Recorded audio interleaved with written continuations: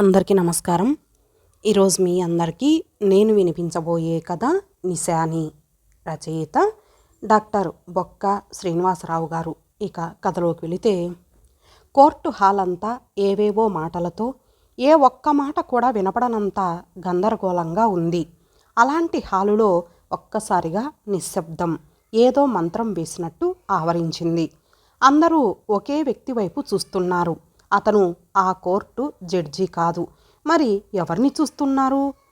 వాళ్ళందరూ చూస్తున్నది కోర్టు దఫేదార్ని. అతను అన్న ఒక్క మాట ఆ హాలు నిశ్శబ్దానికి కారణం. ఆ మాట సైలెన్స్. జడ్జి గారు వస్తున్నారన్నదానికి సంకేతం. జడ్జి గారు రానే వచ్చారు. జడ్జమ్మగారు అనాలేమో, ఎందుకంటే వచ్చింది ప్రముఖ మహిళా జడ్జి కుమారి జ్ఞానేశ్వరీదేవి. ఆమె న్యాయవాదిగా ఉన్నప్పుడు ఎన్నో మహిళా కేసుల్ని తన వాదనా పటిమతో గెలిపించి అన్యాయమైపోయిన మహిళల్ని రక్షించిన ఘన చరిత్ర ఆమెది. అలాంటి మహిళల రక్షణకు వివాహం అన్నది అడ్డుగోడగా తలచి కుమారిగానే మిగిలిపోయిన 5 పదుల వయసు ఉన్న మహిళా జడ్జి ఆనాడు వాదించి గెలిచింది. మరి ఈనాడు జడ్జిగా ఎన్నో చారిత్రక తీర్పుల్ని వెలువరించి మహిళల హక్కుల్ని న్యాయాల్ని కాపాడే ధీర వనితగా నిలిచింది. అలాంటి జడ్జి దగ్గరికి ఒక కేసు వచ్చింది. భర్త నిశ్చల్ షాహిద్ నిఖారేని చంపిన భార్య దీపా కేసు. ఆమె షరీఫ్కి కోడలు, నిశ్చల్కి భార్య. ఆ కేసు ఫైనల్ నేడు వెలువడబోతోంది. అందుకే కోర్టు హాల్ అంతా క్రిక్కిరిసిపోయింది రాబోయే జడ్జిమెంట్ వినడం కోసం. ఆ క్షణాలు రానే వచ్చాయి. ఆ హాలులో జడ్జి కంఠం మాత్రమే వినిపిస్తోంది. ఒకే ఒక్క మాట వెలువడింది. ఆ మాటతో బోనులో నిలబడి ఉన్న దీప ఉలిక్కిపడింది. ఇదే తనకి ఆఖరి రోజు. ఈ రోజే తనకి శిక్ష పడే రోజు. ఇలా ఆలోచిస్తూ కానిస్టేబుల్గా రిటైర్ అయిన షరీఫ్ ఇంటికి రెంటుకి సింగిల్ రూమ్ తీసుకోవడం దగ్గర నుంచి, ఆ ఇంటికి కోడలిగా మారడం, ఆయన కొడుకుని షరీఫ్ కోరిక మేరకు పెళ్లి చేసుకోవడం, ఆ తర్వాత చెడు మార్గంలో నడుస్తున్న తన భర్తని తానే చంపాల్సి రావడం వరకు ఒక్క క్షణంలో అన్నీ గుర్తు చేసుకుంది. షరీఫ్ నిఖారే అప్పటికి కానిస్టేబుల్గా రిటైర్ అయి దాదాపు నెల రోజులయ్యింది. హాలులో సోఫాలో కూర్చొని తనే తయారు చేసుకున్న కాఫీ తాగుతూ కూర్చున్నాడు. తన భార్య సర్వీసులో ఉండగానే చనిపోయింది. ఒక్కగానొక్క కొడుకు నిశ్చల్లో తనని చూసుకుంటూ బ్రతికేస్తున్నాడు. కొడుకుకి దాదాపు 35 ఏండ్లు వచ్చాయి. ఇంకా ఉద్యోగం దొరకలేదు. ఆ రోజు కూడా ఏదో ఉద్యోగానికి ఇంటర్వ్యూకి వెళ్ళాడు. అంతలో తనలాగే రిటైర్ అయిన తన ఫ్రెండ్ సుబ్రహ్మణ్యం దగ్గర నుంచి ఫోన్ వచ్చింది. హలో సుబ్బు, ఏంట్రా ఇంత పొద్దున్నే ఫోన్ చేశావు అన్నాడు. అవతల వాడు చెప్పేది వింటూ, అవునా, అలా జరిగిందా, అయ్యో, మరి ఇప్పుడు ఏం చేస్తున్నావు? అయినా నేను ముందుగానే చెప్పాను కదరా, ఈ విదేశీ ఉద్యోగాల మోజు వద్దురా, మన దేశంలోనే ఏదో ఒక ఉద్యోగం చేసుకోమనరా అని చెప్పాను కదా, విన్నావా? సరే ఇప్పుడు వాళ్ళు ఉద్యోగంలోంచి పీకేశారు. ఇంకా ఆలోచించేదేముంది, వెంటనే ఇండియాకి వచ్చేయమను. ఆ విదేశం లేకపోయినా మన దేశం ఇంకా ఉందని చెప్పు. దానికి మించి ఇక్కడ తల్లిదండ్రులు కూడా ఉన్నారని చెప్పు. సరే, నేను ఓ అరగంటలో వచ్చి కలుస్తాను అని ఫోన్ పెట్టేశాడు. లేచి వంటగదిలోకి వెళ్ళబోతుండగా ఒక్కసారిగా ఉలిక్కి పడతాడు. అప్పటికే దాదాపు 25 ఏళ్ల అమ్మాయి ఇంట్లోకి రావడం, ఇల్లంతా కలియదిరుగుతూ ఇంటిని పరిశీలిస్తూ ఉంటుంది. ఆమెను హఠాత్తుగా చూసి ఉలిక్కిపడిన షరీఫ్ ఆమెని అడుగుతాడు. అమ్మాయి, ఎవరు నువ్వు? సరాసరి ఇంట్లోకి వచ్చేసి ఇల్లంతా తిరిగేస్తున్నావు అని అడగగానే ఆ అమ్మాయి షరీఫ్ కాళ్ళకి దండం పెడుతూ, నమస్కారం అండి మామయ్య గారు, బయట టూలెట్ బోర్డ్ చూసి వచ్చాను. నా పేరు దీప. మాది ఈ ఊరికి 20 కిలోమీటర్ల దూరంలో ఉన్న పల్లెటూరు. హాస్టల్లో ఉంటూ MBA చదివాను. కంపెనీలో చిన్న ఉద్యోగం కూడా వచ్చింది. అందుకే ఏదైనా రూమ్ తీసుకొని ఇండివిజువల్గా ఉందామని ఈ కాలనీలో రూమ్స్ కోసం తిరుగుతుండగా మీ ఇంటి ముందు టూలెట్ ఫర్ సింగిల్స్ బోర్డు కనిపించింది. చూద్దామని లోపలికి వచ్చాను. మీరు అప్పటికే ఫోన్ మాట్లాడుతున్నారు. మిమ్మల్ని డిస్టర్బ్ చేయడం ఇష్టం లేక ఇల్లు చూస్తున్నాను అని షరీఫ్కి మాట్లాడే అవకాశం ఇవ్వకుండా పాఠం అప్పజెప్పినట్టు అప్పజెప్పేసింది. ఇప్పటికైనా ఆపిందిరా అని షరీఫ్ ఊపిరి పీల్చుకొని, అదేంటమ్మాయి గుక్క తిప్పుకోకుండా అలా మాట్లాడేశావు, ఉండు ఒక్క నిమిషం అని బయటకు వెళ్ళి ఆ టూలెట్ బోర్డు తెచ్చేస్తాడు. ఇప్పుడు ఆశ్చర్యపోవడం దీపావంతు అయ్యింది. అదేంటి మామయ్య గారు బోర్డు తెచ్చేశారు, అద్దెకెవరైనా వచ్చేశారా అని అడుగుతుంది. దానికి షరీఫ్, నువ్వు వచ్చావుగా అమ్మాయి, రాగానే ఏ పొరపచ్చాలు లేకుండా ఆత్మీయంగా మామయ్య అని వరుస కలిపేశావు, పైగా సింగిల్ అని అన్నావు. ఇంక నీకు రూమ్ అద్దెకు ఇచ్చేశాను కాబట్టి ఈ బోర్డు తీసేశాను అని అంటాడు. దీప ఆనందపడుతూ చాలా థ్యాంక్స్ మామయ్య గారు అంటుంది. షరీఫ్ ఆమెను తీసుకెళ్లి ఎడమ పక్క ఉన్న గదిని చూపిస్తూ ఉండగా షరీఫ్ కొడుకు నిశ్చల్ విసురుగా ఇంట్లోకి ప్రవేశించి చేతిలో ఉన్న విసిరేసి చిరాకుగా సోఫాలో కూర్చుంటాడు. విసిరేసిన ఫైల్లోంచి విడిపోయిన సర్టిఫికెట్స్ని ఫైలులో సర్దుతుండగా షరీఫ్ కొడుకుని పలకరిస్తాడు. ఇంటర్వ్యూ ఏమైందిరా అంటాడు. ఏమవుతుంది, ఎప్పటిలానే మొండి చెయ్యినే. ఈ ఉద్యోగం కూడా దొరకలేదు. దీనితో ఇంకా నేను స్టేట్ గవర్నమెంట్ జాబ్స్కి కూడా పనికిరాని వాణ్ణి అయ్యాను. ఏజ్ బార్ అయిపోయాను. 35లోకి ప్రవేశించాను. ఆ సర్టిఫికెట్స్తో పని లేదు. ఇంకా ఏ కూలోనాలో చేసుకొని బ్రతకడమే అని నిరాశగా మాట్లాడతాడు. ఇంతలో సర్టిఫికెట్స్ని సర్దిన ఫైల్ని షరీఫ్కిచ్చి నిశ్చల్తో మాట్లాడుతుంది. బాగుంది మిస్టర్ అని పేరు అడిగినట్టుగా అంటుంది. నిశ్చల్ షాహిద్ షరీఫ్ అని ముభావంగా చెబుతాడు. దీప మాట్లాడుతూ, నిశ్చల్ గారు, ప్రభుత్వం ఉద్యోగాలు ఇస్తేనే ఉద్యోగం అనుకోవాలా? ప్రైవేట్గా ఏ చిన్న ఉద్యోగం చేసినా దానిని ఉద్యోగం అనరా? థింక్ ప్రాసెస్ మార్చండి, కాస్త ఆశాజనకంగా ఆలోచించండి. నా వరకు చూస్తూ నేను MBA చదివాను, కంపెనీలో చిన్న ఉద్యోగం సంపాదించుకున్నాను అనగానే వెంటనే నిశ్చల్ రియాక్ట్ అయ్యి, మీ ఆడాళ్ళ గురించి చెప్పకు, మా మగాళ్ళం ఎంత ప్రయత్నించినా ఉద్యోగాలు రావు, కానీ మీరు ఓ కనుసైగతో ఉద్యోగం కొట్టేస్తారు, అవసరమైతే బయట కొంచెం జారేసి అని ఇంకేదో చెప్పబోతూ ఉండగా షరీఫ్ చాచిపెట్టి చెంప మీద కొట్టి, ఆడాళ్ళ గురించి నీచంగా మాట్లాడే సంస్కారం ఎక్కడ నేర్చుకున్నావురా? అది ఒక స్త్రీ ముందు ఎలా మాట్లాడాలో కూడా తెలియదా నీకు అని మందలిస్తాడు. దీప షరీఫ్ని ఆపి, మీరుండండి మామయ్య గారు, ఇంకా ఉద్యోగాలు రావన్న డిప్రెషన్లో అలా మాట్లాడి ఉంటారు, కాస్త సైకలాజికల్గా ఆలోచించండి. అయినా ఆయన అన్న మాటల్లో కూడా కొంత నిజం ఉందిగా. అలాంటి ఆడాళ్ళ వల్లే మాలాంటి వాళ్ళు మాటలు పడాల్సి వస్తోంది అని చెప్పి నిశ్చల్తో, నిశ్చల్ గారు, మీ నాన్నగారు కొట్టినందుకు బాధపడకండి, మీరేం వర్రీ కాకండి, ఏదో ఉద్యోగం తొందరలో సాధిస్తారు, బీ బ్రేవ్ అని ఓదారుస్తుంది. దానికి నిశ్చల్ సిగ్గుపడి, నన్ను క్షమించండి, ఏదో ఆవేశంలో అలా మాట్లాడేశాను, ఐఎమ్ సారీ అంటాడు. ఇట్స్ ఓకే అంటుంది.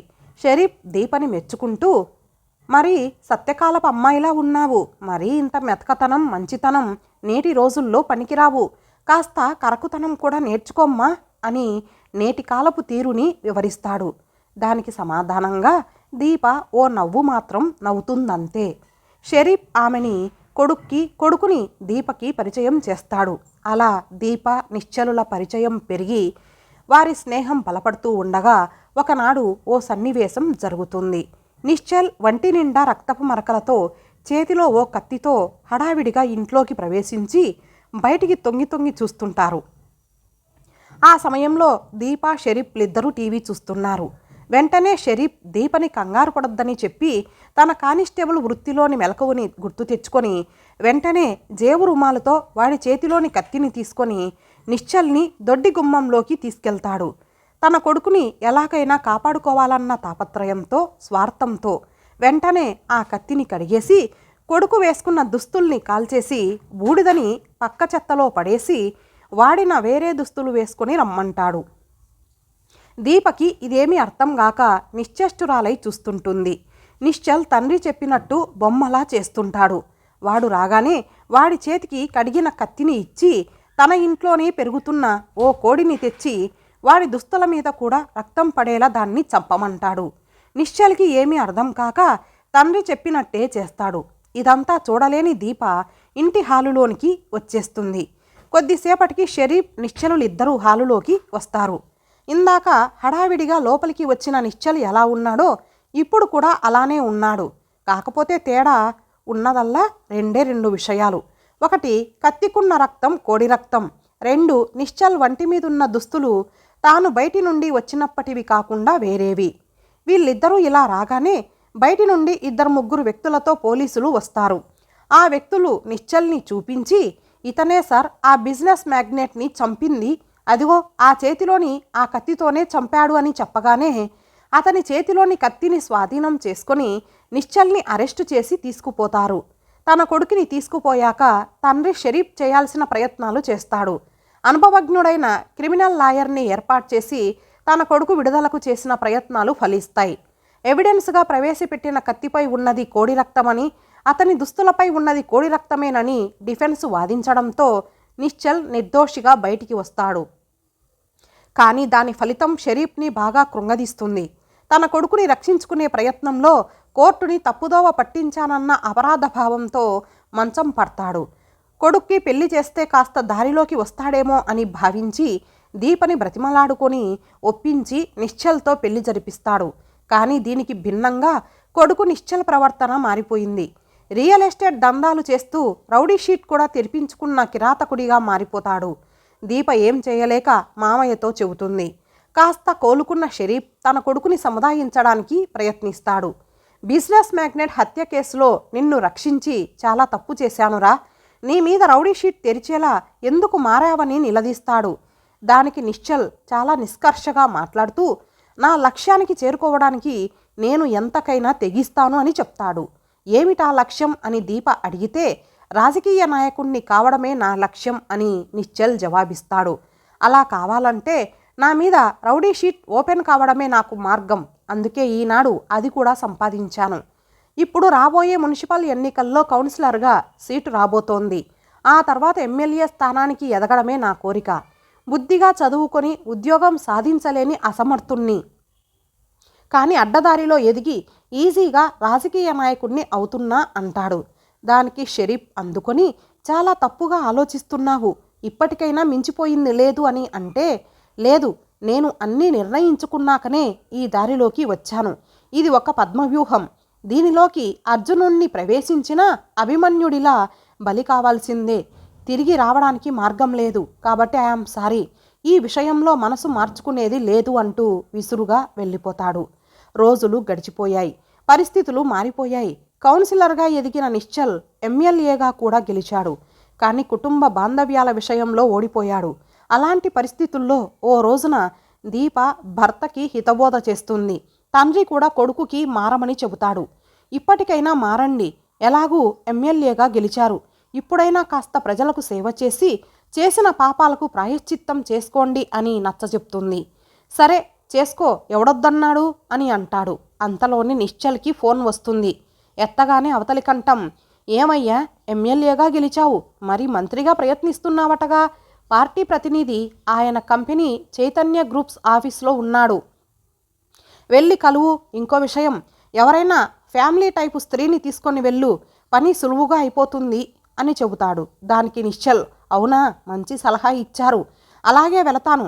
ఫ్యామిలీ టైపు కాదు, ఫ్యామిలీనే తీసుకొని వెళ్తాను అని తన భార్య వైపు చూస్తూ చివరి మాట చాలా చిన్నగా చెబుతాడు. ఫోన్ పెట్టేసి దీప దగ్గరకు వచ్చి, సరే నువ్వు చెప్పినట్టు మారడానికి ప్రయత్నిస్తాను అని మారినట్టు నటించి దీపని ఎలాగోలా ఆ పార్టీ ప్రతినిధి దగ్గరికి పంపించి ఆమె ద్వారా మంత్రి పదవిని సాధించాలన్నంత నీచపు ఆలోచన చేస్తాడు. దాంతో ప్రేమ నటిస్తూ, ఇక నుంచి ప్రజలకు సేవ చేయడానికి నీ సలహాలు తీసుకుంటాను. అవును, నువ్వు ఏదో ఉద్యోగం చేస్తానన్నావుగా, ప్రముఖ కంపెనీ చైతన్య గ్రూప్స్ అధినేతకి పిఏ కావాలన్నారు, ఇంటర్వ్యూకి వెళ్ళు అని ఒక కార్డు ఇస్తాడు. దానికి దీప తన భర్త మారతానన్నందుకు సంతోషించి, సరే వెళతానండి, మీరు మారతానన్నారుగా, నాకు చాలా ఆనందంగా ఉందండి అని ఆ కార్డు తీసుకుంటూ ఉండగా షరీఫ్ వచ్చి ఆ కార్డుని లాగేసుకుని, పిచ్చిదానా, ఇంకా వాణ్ణి నమ్ముతున్నావా, వాడేదో ప్లాన్తో నిన్ను పంపిస్తున్నాడు, నా కొడుకైనా నేను సమర్థించను, వాడు ఎంతకైనా తెగిస్తాడు, ఇంత తొందరగా మారిపోతానని వాడంటే ఎలా నమ్ముతున్నావు, ఇప్పుడు వాడు నిన్ను పంపడం వెనక ఏదో దురుద్దేశం ఉంటుంది అని దీపకి చెబుతాడు. తన ప్లాన్కి అడ్డు తగులుతున్నాడని నాన్న మీద కోపం వస్తుంది. తన ప్లాన్ పాడైతే ఇంకా మంత్రి పదవి దక్కదని భయపడి లాభం లేదనుకొని దీపని బలవంతంగా లాక్కొని వెళ్ళడానికి ప్రయత్నిస్తాడు. దానికి షరీఫ్ అడ్డుపడతాడు. కోడల్ని తీసుకెళ్తే ఊరుకోనని అంటాడు. దీప చేయి విదుల్చుకోవడానికి ప్రయత్నిస్తూ, నేను మీ భార్యనండి, మీ రాజకీయానికి నన్ను బలి చేయాలని చూస్తారా? ఇంత నీచానికి ఒడిగడతారా? నేను రాను అని అంటుంది. షరీఫ్ అడ్డంగానే నిలబడి కొడుకుని ఆపడానికి ప్రయత్నిస్తాడు. నాన్నని పక్కకు తోసేస్తే సోఫాలో పడిపోతాడు. నాన్న దగ్గరికి వెళ్ళి, చూడు నాన్న, నేను అనుకున్నది జరిగి తీరాల్సిందే. ఏనాడు నా సర్టిఫికెట్స్కు విలువ లేదని తెలిసిందో ఆనాడే నిర్ణయించుకున్నాను. ఎంత చదువుకున్నా ఉద్యోగం రాదు, కానీ నిశాని అయినా కూడా రాజకీయ నాయకులం కావచ్చు. అంత గొప్పది ఈ ప్రజాస్వామ్యం. ఎంతో ఉన్నత విద్య చదువుకొని దాదాపు 30 సంవత్సరాల సర్వీస్ చేసే ఐఏఎస్ ఐపీఎస్ ఆఫీసర్లని కూడా శాసించగలడు మా నిశాని రాజకీయ నాయకుడు. అదే ఈ రాజకీయంలోని ప్రత్యేకత. నిశ్చల్ షాహిద్ నిఖారే ఉరఫ్ నిశాని అనబడే నేను కనుగొన్న సత్యం అదే. కాబట్టి నా దారికి అడ్డు రాకండి, తప్పుకోండి అని హఠాత్తుగా రివాల్వర్ తీసి నాన్న వైపు గురిపెట్టి దీపతో, నువ్వు మర్యాదగా నాతో రాకపోయావో నాన్న అని కూడా చూడకుండా చంపేస్తాను. నేనెంత క్రూరున్నో తెలుసు కదా, నడు అని బెదిరించి లాక్కొని పోతుంటే దీప విడిపించుకోవడానికి పెనుగులాడుతుంది. షరీఫ్ కల్పించుకొని దీపని విడిపించడానికి పెనుగులాడతాడు. ఆ పెనుగులాటలో ఒక్కసారిగా రివాల్వర్ పేలిన శబ్దం వినిపిస్తుంది. ఒక్క క్షణంలో ఏం జరిగిందో తెలియని పరిస్థితి. హడావుడి సర్దుకునేసరికి నిశ్చల్ శవమై పడి ఉంటాడు. షరీఫ్ దీపలు నిశ్చేష్టులై చూస్తుంటారు. షరీఫ్ కొడుకు మరణానికి బాధపడుతుంటాడు. ఆ బాధలో అలానే స్పృహ కోల్పోతాడు. మామయ్య అంటూ దీప ఏడుస్తూ 108కి ఫోన్ చేస్తుంది. మిసెస్ దీప, మిమ్మల్ని అని పబ్లిక్ ప్రాసిక్యూటర్ కుదిపిన కుదుపుకి ఒక్కసారిగా దీప ఈ లోకంలోకి వస్తుంది. తానున్నది కోర్టులో అని గుర్తుకు చేసుకుంటుంది. క్షణాల్లో గుర్తుకి వచ్చిన తన గతాన్ని తలుచుకొని విరక్తిగా ఓ నవ్వు నవ్వుతుంది. అప్పుడు జడ్జి మళ్ళీ, అమ్మ దీప, మీరు ఈ కోర్టుకి చెప్పుకోవలసింది ఏమైనా మిగిలి ఉందా అని అడుగుతుంది. దానికి బదులుగా దీప, నేను తప్పు చేశాను, ఇంతకు మించి చెప్పలేను అని చేతులు జోడించి కోర్టుకి నమస్కరిస్తుంది. జడ్జి తన తీర్పుని వినిపిస్తుంది. ఇట్స్ ఓకే, పూర్వాపరాలు పరిశీలించిన తర్వాత అని ఆగుతుంది. కోర్టు హాల్ అంతా నిశ్శబ్దం. మళ్ళీ చదువుతుంది. దీప అనబడే ముద్దాయి తన భర్తని తానే చంపానని ఒప్పుకోవడమే కాకుండా ప్రాసిక్యూషన్ వారు కూడా సాక్ష్యాధారాలతో నిరూపించడంతో నేరం రుజువయ్యింది. కాకపోతే చట్టాన్ని చేతుల్లోకి తీసుకొని సమాజాన్ని కబలించాలనుకునే ఓ దుర్మార్గుణ్ణి చంపడం నేరమే అయినప్పటికీ ఒక అబల తన శీలాన్ని రక్షించుకునే ఆత్మరక్షణా ప్రయత్నాన్ని దృష్టిలో ఉంచుకొని ఆ కోణంలో ఈ కేసుని చూసి రైట్ ఆఫ్ ప్రైవేట్ డిఫెన్స్కి సంబంధించిన విషయాలను అన్నిటినీ కూలంకషంగా పరిశీలించి ఐపీసీ సెక్షన్ 96 నుండి 106 వరకు ఉన్న సెక్షన్ల ప్రకారం ఆమెని నిర్దోషిగా ప్రకటిస్తున్నాను అని తన తీర్పుని ముగిస్తుంది. షరీఫ్ కోడలి వైపు ఆప్యాయంగా చూస్తాడు. కోర్టు హాలు మళ్ళీ కలకలం చెలరేగుతుంది. మళ్ళీ వెంటనే ఒకే ఒక్క మాట, సైలెన్స్తో నిశ్శబ్దం అలుముకుంటుంది. ఇంతటితో ఈ కథ సమాప్తం. మరలా మరొక మంచి కథతో కలుద్దాం. అంతవరకు సెలవు. నమస్తే.